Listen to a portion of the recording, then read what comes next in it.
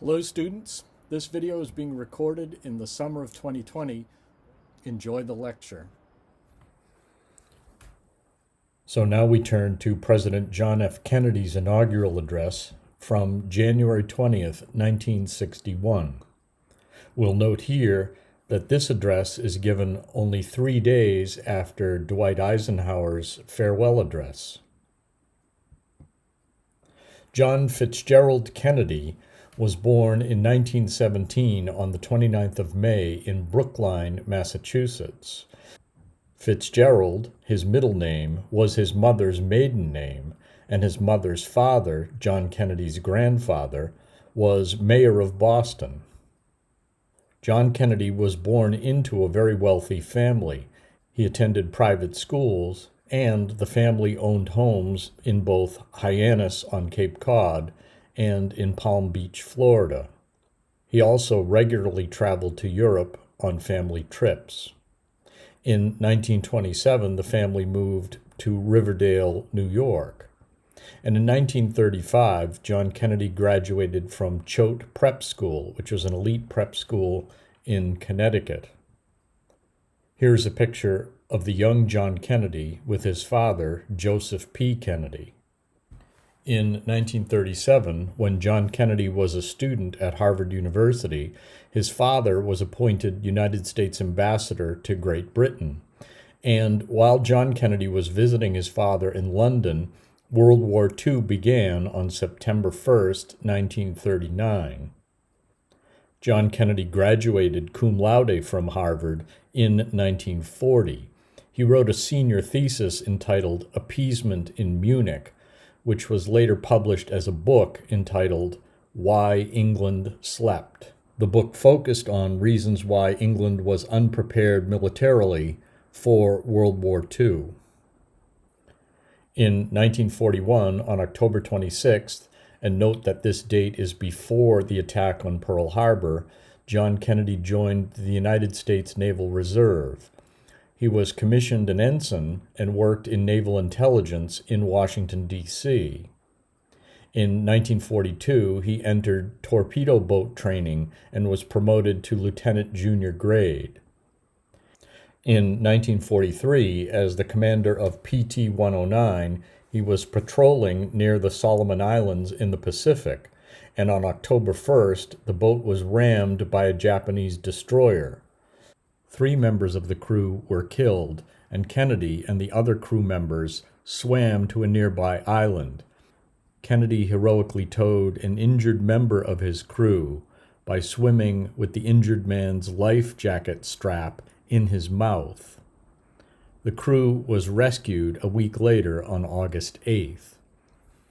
Later, in October of 1943, Kennedy was promoted to full lieutenant. But in November, he was relieved of his command on medical orders due to a back injury he suffered in the PT-109 incident. He was hospitalized for that back injury in the Chelsea Naval Hospital in Massachusetts and was ultimately released from active duty in the Navy in December of 1944. Also in 1944, on August 12th, Kennedy's brother, Joseph P. Kennedy, Jr., who was a Navy pilot, was killed in action in Europe. A plane he was piloting exploded over the English Channel. On March 1st, 1945, John F. Kennedy was honorably discharged and medically retired from the United States Navy. After the war, Kennedy went to work in 1945 as a correspondent for the Hearst Newspaper Corporation, and in that capacity, he attended the Potsdam Conference, at which Joseph Stalin, Winston Churchill, and American President Harry Truman discussed their post-war plans. In 1946, John Kennedy ran for Congress in the Massachusetts 11th Congressional District. This was the district that had previously been held by James Michael Curley. He was reelected in 1948 and reelected again in 1950.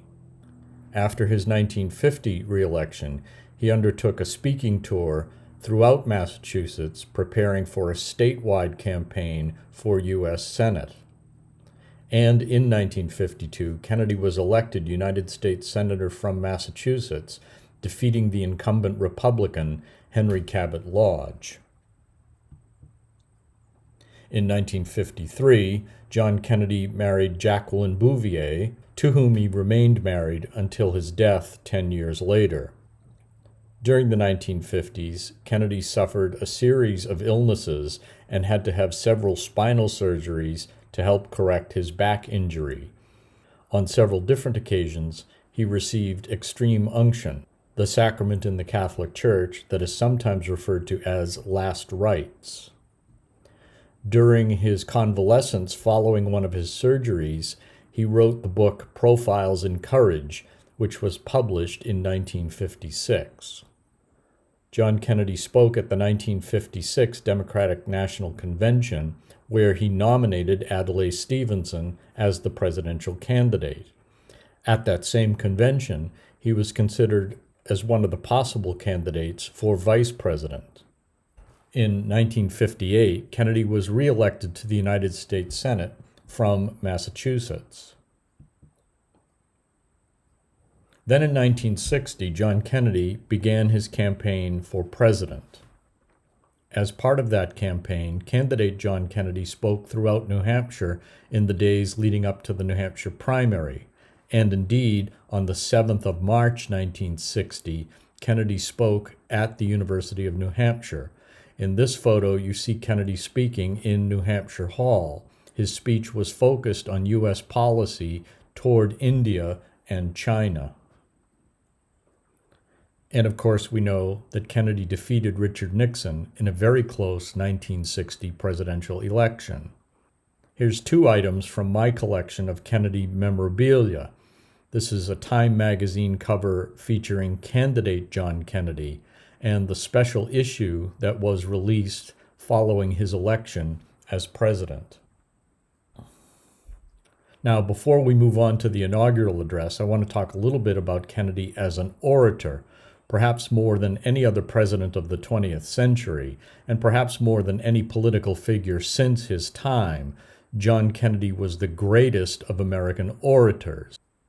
By that I mean, he not only had great speeches, but he knew how to deliver an oration. Very few people in American political life since his time have been able to deliver a speech with the art and skill that he demonstrated consistently. I want to talk briefly about some of his pre-presidential rhetoric. There are 4 speeches in particular that are worth noting. The July 15, 1960 acceptance address at the Democratic National Convention, in which he introduced the idea that his administration would put forward the new frontier.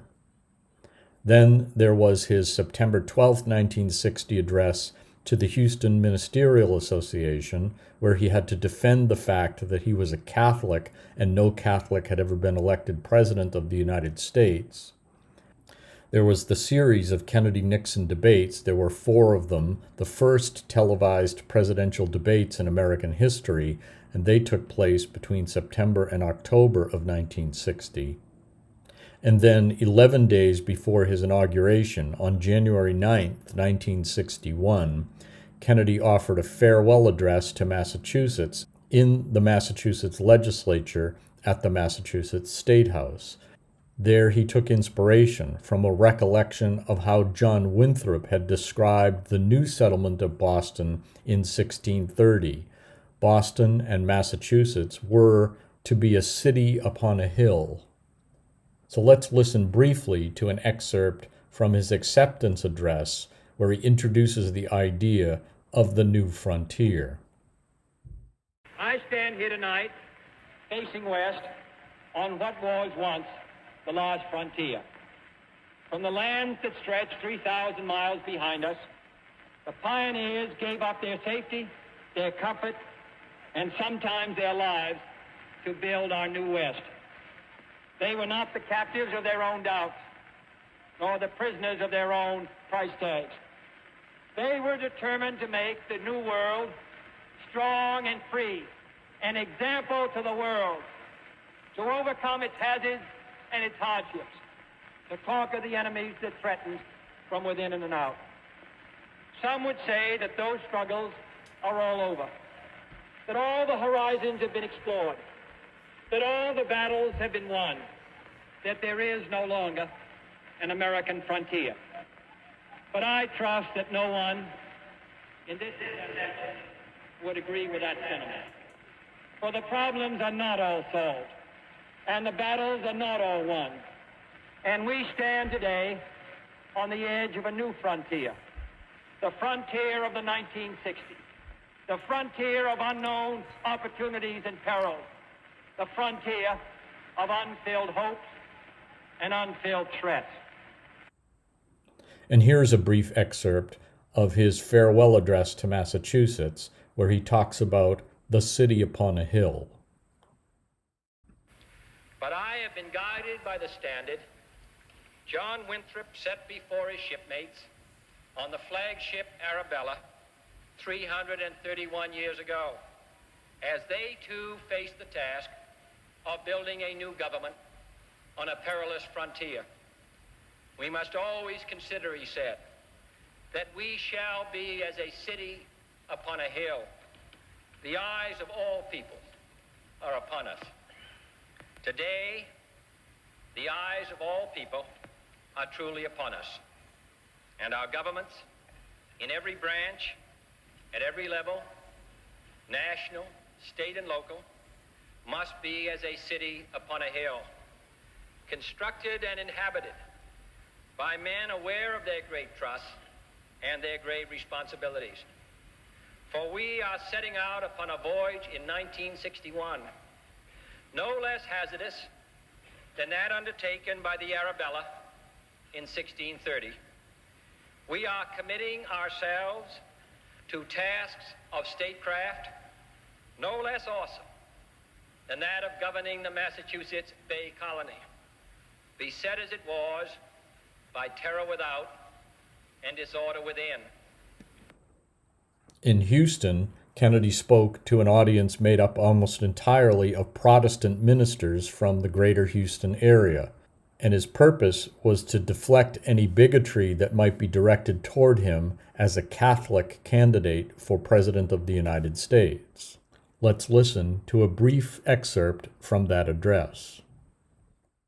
But because I am a Catholic, and no Catholic has ever been elected president, the real issues in this campaign have been obscured, perhaps deliberately, in some quarters less responsible than this. So it is apparently necessary for me to state once again, not what kind of church I believe in, for that should be important only to me, but what kind of America I believe in. I believe in an America where the separation of church and state is absolute, where no Catholic prelate would tell the president, should he be Catholic, how to act, and no Protestant minister would tell his parishioners for whom to vote, where no church or church school is granted any public funds or political preference, and where no man is denied public office merely because his religion differs from the president who might appoint him or the people who might elect him.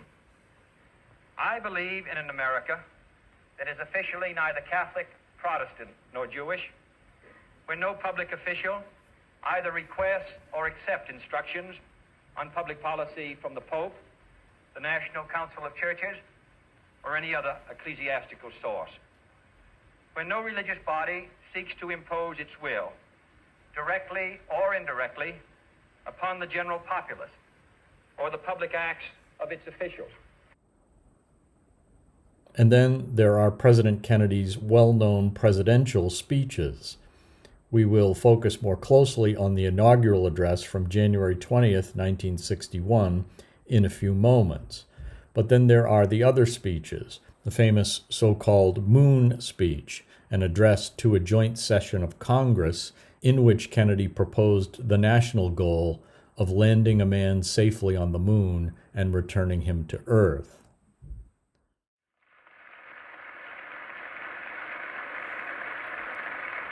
I therefore ask the Congress, above and beyond the increases I have earlier requested for space activities, to provide the funds which are needed to meet the following national goals. First, I believe that this nation should commit itself to achieving the goal, before this decade is out, of landing a man on the moon and returning him safely to the Earth. No single space project in this period will be more impressive to mankind or more important for the long-range exploration of space, and none will be so difficult or expensive to accomplish. We propose to accelerate the development of the appropriate lunar spacecraft. We propose to develop alternate liquid and solid fuel boosters, much larger than any now being developed, until certain which is superior. We propose additional funds for other engine development and for unmanned exploration, explorations which are particularly important for one purpose which this nation will never overlook: the survival of the man who first makes this daring flight. But in a very real sense, it will not be one man going to the moon. We make this judgment affirmatively. It will be an entire nation, for all of us must work to put him there. There was a July 25, 1961 address on the Berlin crisis, and another on October 22, 1962, addressing the Cuban Missile Crisis. Let's listen briefly to an excerpt of his address to the nation about the Cuban Missile Crisis. This government, as promised, has maintained the closest surveillance of the Soviet military buildup on the island of Cuba. Within the past week, unmistakable evidence has established the fact that a series of offensive missile sites is now in preparation on that imprisoned island. The purpose of these bases can be none other than to provide a nuclear strike capability against the Western Hemisphere. Upon receiving the first preliminary hard information of this nature, last Tuesday morning at 9 a.m., I directed that our surveillance be stepped up. And having now confirmed and completed our evaluation of the evidence and our decision on a course of action, this government feels obliged to report this new crisis to you in fullest detail. But this secret, swift, extraordinary buildup of communist missiles in an area well known to have a special and historical relationship to the United States and the nations of the Western Hemisphere, in violation of Soviet assurances and in defiance of American and hemispheric policy, this sudden, clandestine decision to station strategic weapons for the first time outside of Soviet soil is a deliberately provocative and unjustified change in the status quo, which cannot be accepted by this country if our courage and our commitments are ever to be trusted again by either friend or foe. On June 10, 1963, Kennedy gave the commencement address at American University. And here, let's briefly take a look at a passage from his American University commencement address from June of 1963. And in this Kennedy passage on the left, one of the things you'll notice, if you recall from our lesson on Edmund Burke and his speech on conciliation with America, is that Kennedy seems to have used Burke as a kind of model for his description of peace. We see some interesting parallels here, not only in the content, but indeed in the style of their presentation. Later in his administration, Kennedy gave more well-known speeches. There was his June 11, 1963 address on civil rights. This in particular was a response to the attempts to desegregate the University of Alabama. Then that same year, on June 26th, he gave the famous speech at the Berlin Wall, Ich bin ein Berliner. 2 days later, while still on his European trip, and while visiting his ancestral homeland in Ireland, Kennedy spoke to the Oireachtas Éireann, the Irish Parliament.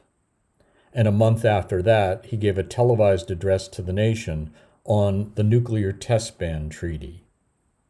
Here's a brief excerpt of his speech at the Berlin Wall. 2,000 years ago, proudest boast was, Civis Romanus Sum. Today, in the world of freedom, the proudest boast is, Ich bin ein Berliner.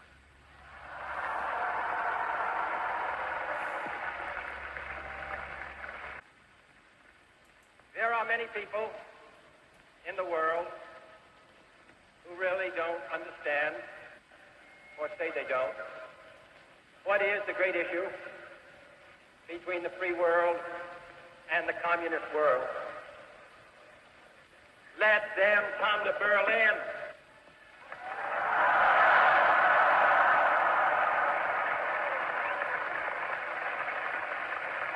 There are some who say that communism is the wave of the future. Let them come to Berlin. And there are some who say, in Europe and elsewhere, we can work with the communists. Let them come to Berlin.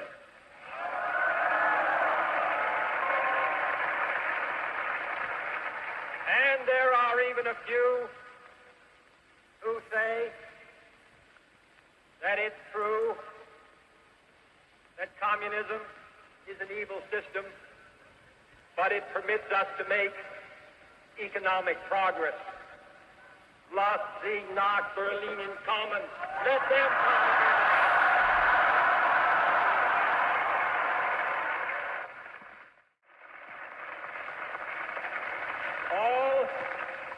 All free men, wherever they may live, are citizens of Berlin.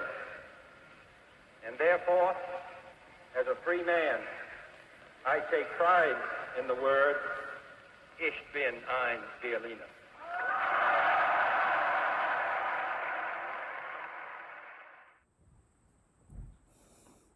The Kennedy administration, which lasted less than 3 years, dealt with a series of foreign policy crises. There was Cold War tensions with the Soviet Union, and these were most obvious in the case of Berlin and in the case of Cuba. With regard to Cuba, there was the failed Bay of Pigs invasion early in the Kennedy administration, and then the Cuban Missile Crisis in October of 1962. There was also Kennedy's attempts to prevent the spread of communism in Latin America. He introduced also the Peace Corps to spread American goodwill and influence around the globe, especially in developing countries. But we also saw continuing United States efforts to prevent the spread of communism in Southeast Asia, in particular in Laos and Vietnam. On the domestic side, Kennedy's administration was noted primarily for the way it dealt with civil rights. Here in this photograph, we see Kennedy and members of his administration meeting with leaders of the March on Washington. You might recognize here not only Dr. Martin Luther King, but directly next to him, the recently deceased Congressman John Lewis, who then, as a 23-year-old, represented the Student Nonviolent Coordinating Committee. During his administration, Kennedy appointed Thurgood Marshall to the federal judiciary. Thurgood Marshall went on to become the first African-American justice of the United States Supreme Court. Kennedy also sent federal marshals to Mississippi to support the desegregation of the University of Mississippi. James Meredith, a name you may recall from civil rights history, was the first black student to attend Ole Miss. We talked briefly about Kennedy's televised civil rights address to the nation, which he gave in response to efforts to desegregate the University of Alabama. But on the same night that Kennedy delivered his speech, NAACP leader Medgar Evers was murdered. Then it was during the Kennedy administration on August 28, 1963, that the famous March on Washington took place. This was the event at which Martin Luther King delivered his I Have a Dream speech, the next speech we will turn to in our curriculum. Another chief feature of Kennedy's domestic policy during his administration was his support for NASA and the United States space program. John Kennedy was assassinated on the 22nd of November, 1963, in Dallas, Texas. So now let's turn to Kennedy's inaugural address. We could ask, what is the genre of the speech, and also its exigence, audience, and constraints? The genre, as we have talked about before in connection with the other inaugural addresses we've read, is, generally speaking, epideictic, but more particularly the genre of presidential inaugurals. And we've discussed both the traditions and the expectations connected to presidents giving inaugural addresses. The exigence in this case is that Kennedy wants to signal the theme and the direction of his new administration. But as Dan Hahn points out in his analysis of the speech, one of the other exigencies here is the fact that Kennedy may lack some credibility. Not only had he been elected by a very slim margin, but he was, in addition, the youngest president ever elected in the United States.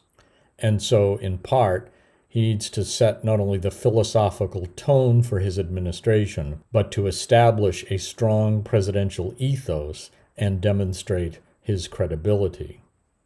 The audience for the address is all of the American people, but as you look closely through the speech, you'll see that Kennedy actually identifies several specific audiences whom he addresses in different passages of the speech.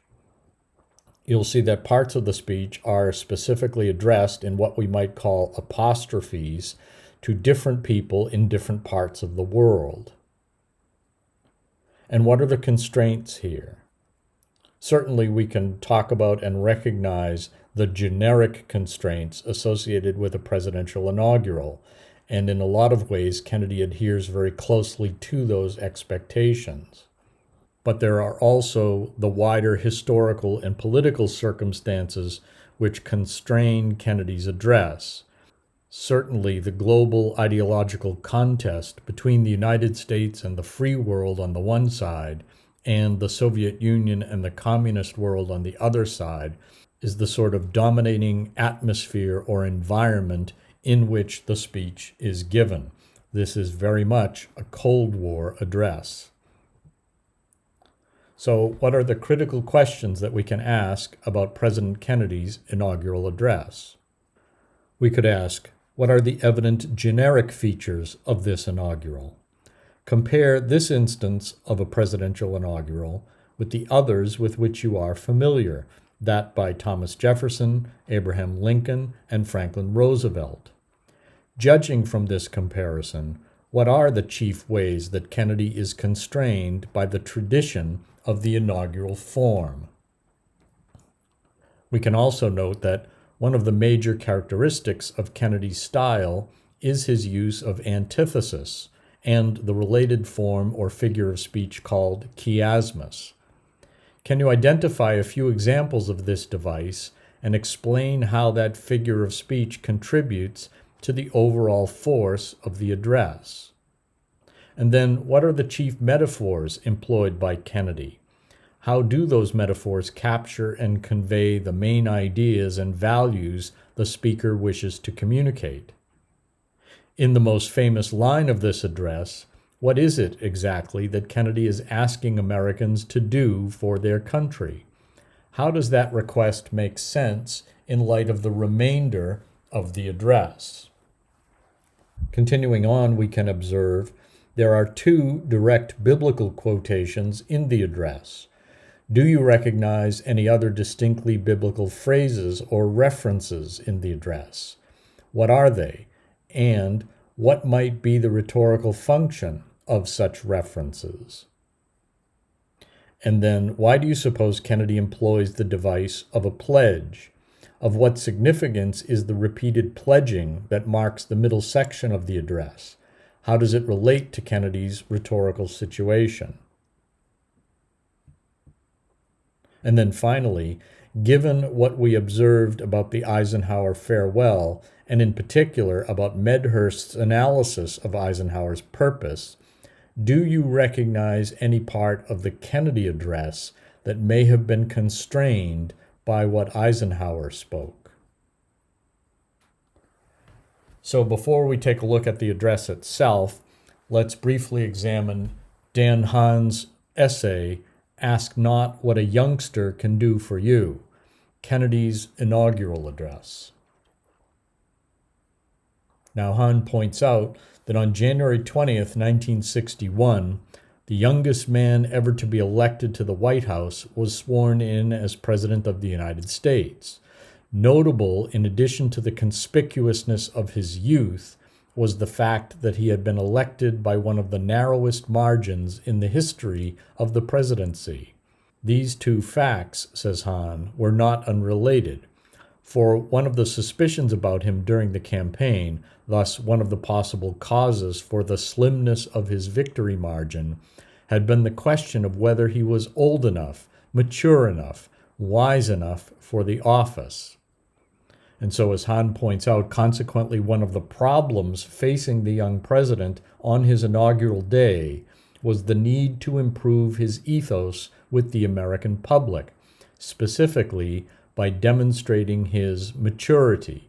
So we can go back to the question of exigence, and here Hahn is pointing out that one element of Kennedy's exigence in this address or in this rhetorical situation is this problem of ethos and the perception that perhaps he was unprepared or inexperienced as a new president of the United States.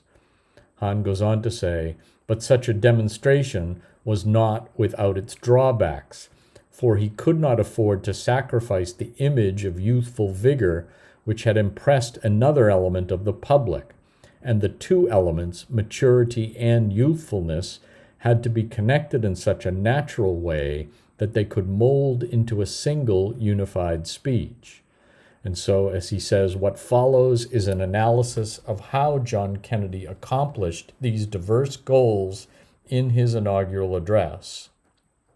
So we will sample briefly from some of the critical observations that Dan Hahn makes. With regard to maturity, for instance, he says that in demonstrating that he was old enough for the office, Mr. Kennedy exhibited 1, his rationality, 2, what Professor Kenny has called antiquing by association, and 3, his reverence. So these are all then strategies for bolstering his ethos, especially related to the question of maturity.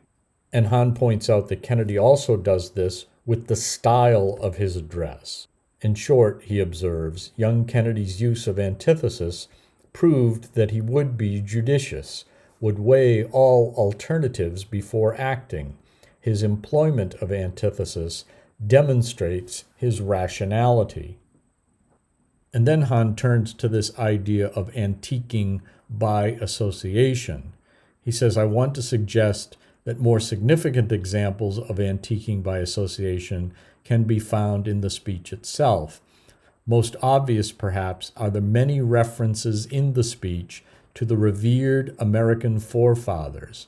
In the first paragraph, Kennedy points out that the oath of office he had just sworn was the same solemn oath our forebears prescribed nearly a century and 3/4 ago. But, as Hahn says, Kennedy's use of archaic language was not limited to antitheses, for words, archaic or at least long out of use, were sprinkled liberally throughout the speech. The passing of the torch suggests the ancient Olympics. Split asunder recalls the language of the Bible. Writ implies ancient, perhaps Latin, legalities. The quest reminds us of the Middle Ages, and the trumpet calls forth visions of the tumbling walls of Jericho. So here Hahn is pointing out the different ways that Kennedy answers that exigence or that problem related to his ethos, the perception of his immaturity, and how he does that both in substantive references in the speech, but also with the language he chooses in the address. Hahn goes on to say that Kennedy's efforts at demonstrating maturity did not stop there, for he also dissolved fears about his youth with his reverence. The popular assumption about youth is that they are irreverent to the religion of their parents, to the ideas of their country, to the history of their people. In each of these realms, Kennedy demonstrated reverence, thus maturity. We see also how Hahn observes that Kennedy becomes a kind of voice of or representative of his generation. Just as every generation must face the same old problems and fight the same old fights, so it must take into consideration the new, and Kennedy did so early in the address when he pointed out, "The world is very different now, for man holds in his mortal hands the power to abolish all forms of human poverty and all forms of human life." Would the new generation of Americans, epitomized by the new president, have the required rigor? Yes, said Kennedy, for they were born in this century, tempered by war, disciplined by a hard and bitter peace, and proud of their ancient heritage. Hahn concludes that Kennedy, faced with the need to both overcome the liabilities and build on the strengths of his youthfulness, did so by stressing his rationality, relation to antiquity, and reverence, while reinforcing his strength, commitment, and fearlessness. His mastery of each was reinforced by connecting the two images through a transcendence to the national image of democracy and a demonstration of the continuity of his administration with those who had gone before. So now, let's listen to some passages from John Kennedy's inaugural address and offer some commentary and critical observations. We observe today not a victory of party, but a celebration of freedom, symbolizing an end as well as a beginning, signifying renewal as well as change.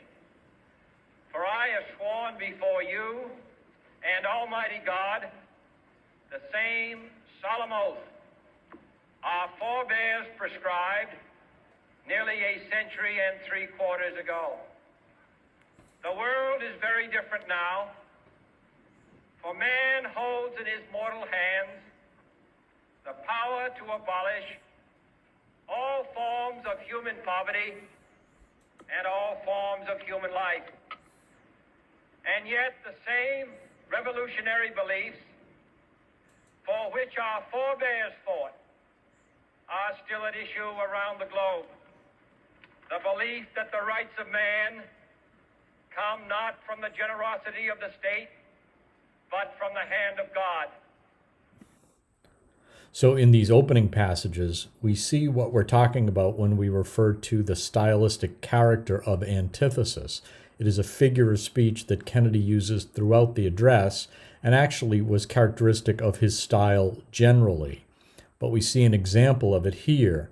We observe today not a victory of party, but a celebration of freedom.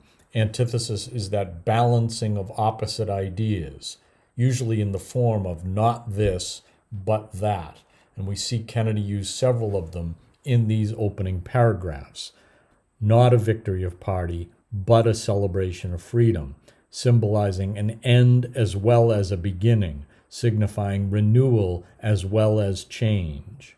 So that balancing of opposite ideas, renewal and change, end, beginning.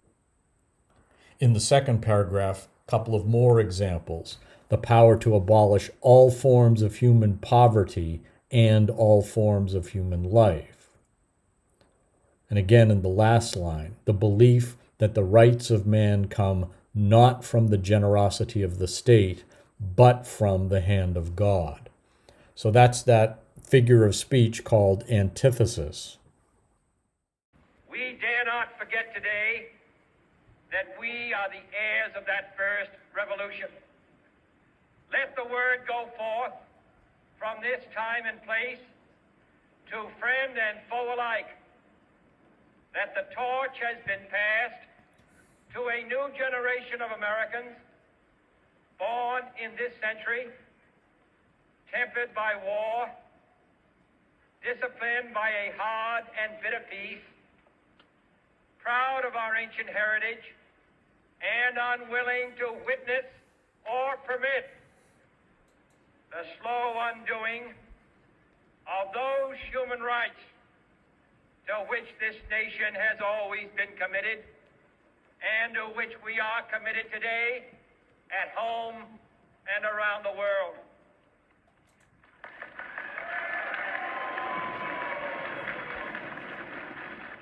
Let every nation know, whether it wishes us well or ill, that we shall pay any price, bear any burden, meet any hardship, support any friend, oppose any foe to assure the survival and the success of liberty.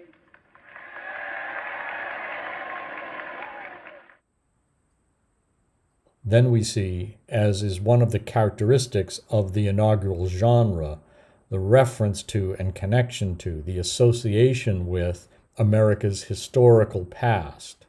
Kennedy talks about how his generation are the heirs of that first revolution, and that the torch has been passed to a new generation of Americans, but passed by the former generation. The new generation is proud of our ancient heritage.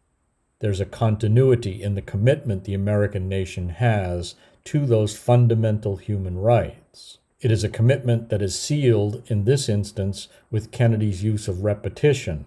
We shall pay any price, bear any burden, meet any hardship, support any friend, oppose any foe, to assure the survival and the success of liberty. To those people in the huts and villages of half the globe struggling to break the bonds of mass misery, we pledge our best efforts to help them help themselves. For whatever period is required, not because the communists may be doing it, not because we seek their votes, but because it is right. If a free society cannot help the many who are poor, it cannot save the few who are rich.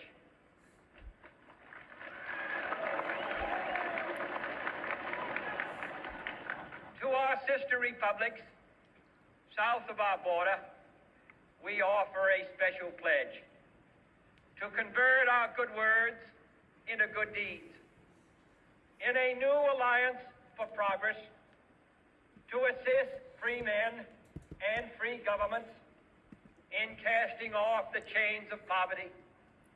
But this peaceful revolution of hope cannot become the prey of hostile powers. Let all our neighbors know that we shall join with them to oppose aggression or subversion anywhere in the Americas. And let every other power know that this hemisphere intends to remain the master of its own house.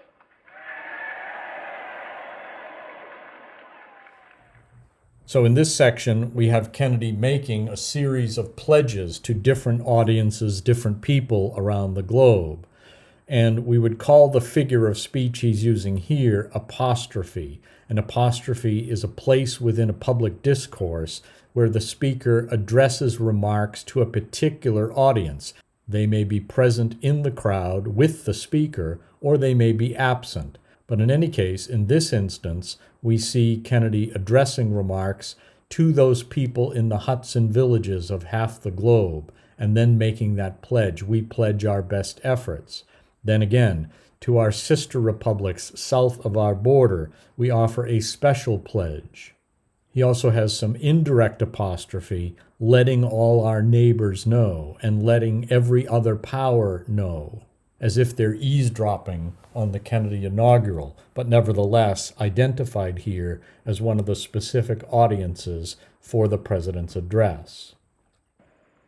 So let us begin anew, remembering on both sides that civility is not a sign of weakness, and sincerity is always subject to proof. Let us never negotiate out of fear, but let us never fear to negotiate.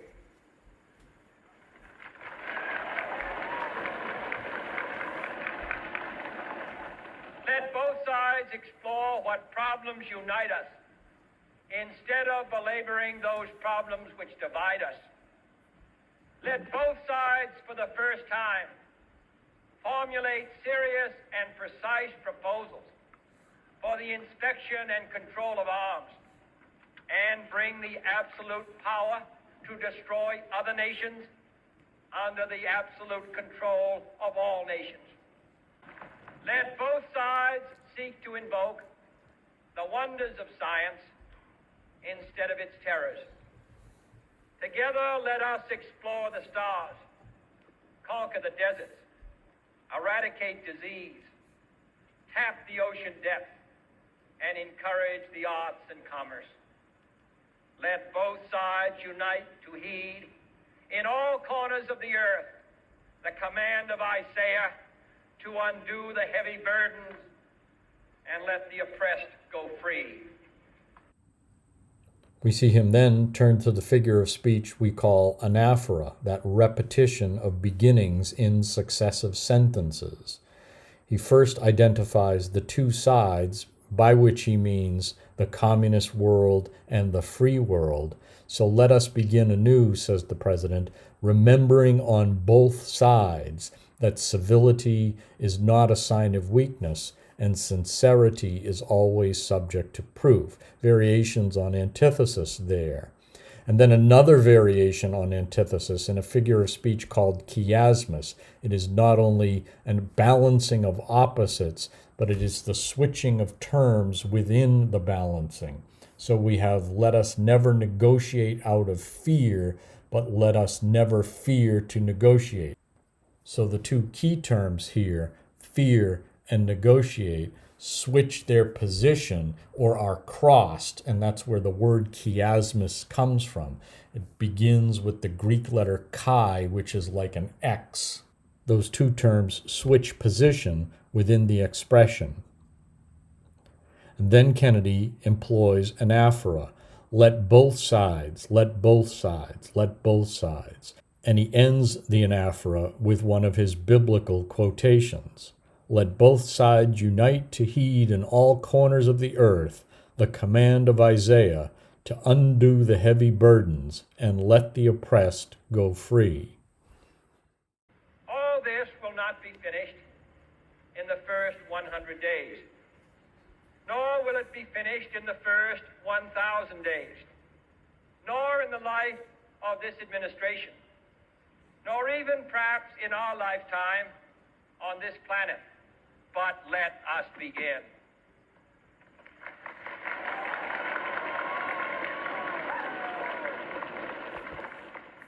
In your hands, my fellow citizens, more than mine, will rest the final success or failure of our course.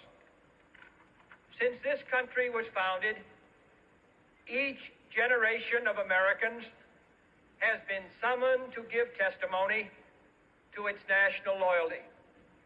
The graves of young Americans who answered the call to service surround the globe. Now the trumpet summons us again, not as a call to bear arms, though arms we need, not as a call to battle, though in battle we are, but a call to bear the burden of a long twilight struggle, year in and year out, rejoicing in hope, patient in tribulation, a struggle against the common enemies of man, tyranny, poverty, disease, and war itself. Now, certainly one of the constraints related to presidential inaugurals is the expectation that they display an elevated rhetorical style consistent with their epideictic occasion. And we see President Kennedy do this in his inaugural address. The language here is not the language of ordinary conversation. Compare, for example, the language that Kennedy uses here with the language Richard Nixon used in his Checker speech, when Nixon was trying to construct an ethos that appealed to the average American voter. He wanted to sound as much as possible like a regular guy. Kennedy, on this occasion, needs to use his language to elevate the occasion and uses his style to contribute to his ethos. His reference in the first passage here that the work would not be finished in the first 100 days, nor will it be finished in the first 1,000 days, is somewhat ironic because the Kennedy administration lasted just over 1,000 days. But he says in the second passage here, "In your hands, my fellow citizens, more than mine, will rest the final success or failure of our course." And although we did not read it, another famous Lincoln speech was Lincoln's first inaugural, and this is a line that's very close to a line from that Lincoln speech. We see in this third passage here, again, Kennedy playing with variations on antithesis. Now the trumpet summons us again, not as a call to bear arms, though arms we need, not as a call to battle, though embattled we are, but a call to bear the burden of a long twilight struggle year in and year out. Again, quoting from the Bible, rejoicing in hope, patient in tribulation, a struggle against the common enemies of man, tyranny, poverty, disease, and war itself. In the long history of the world, only a few generations have been granted the role of defending freedom in its hour of maximum danger. I do not shrink from this responsibility. I welcome it.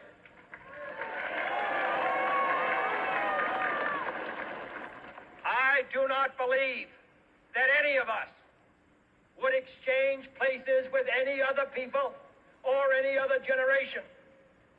The energy, the faith, the devotion which we bring to this endeavor will light our country and all who serve it. And the glow from that fire can truly light the world. And so, my fellow Americans, ask not what your country can do for you. Ask what you can do for your country.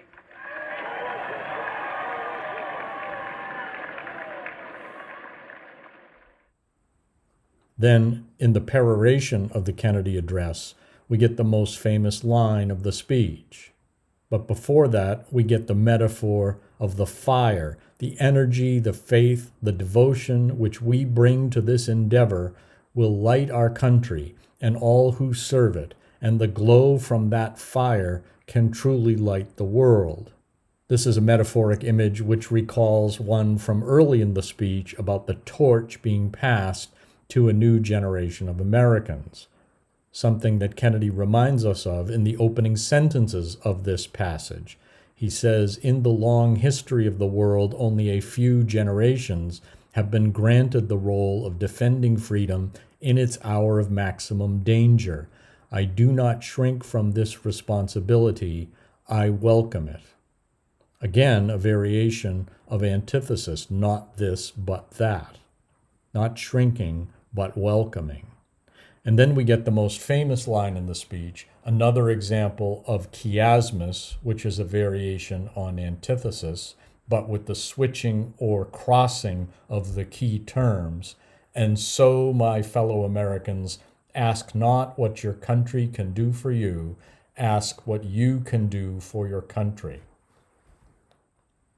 And so, as we have done with some of our other famous orators who received state funerals, we'll end with a brief video excerpt from the funeral of President John Kennedy.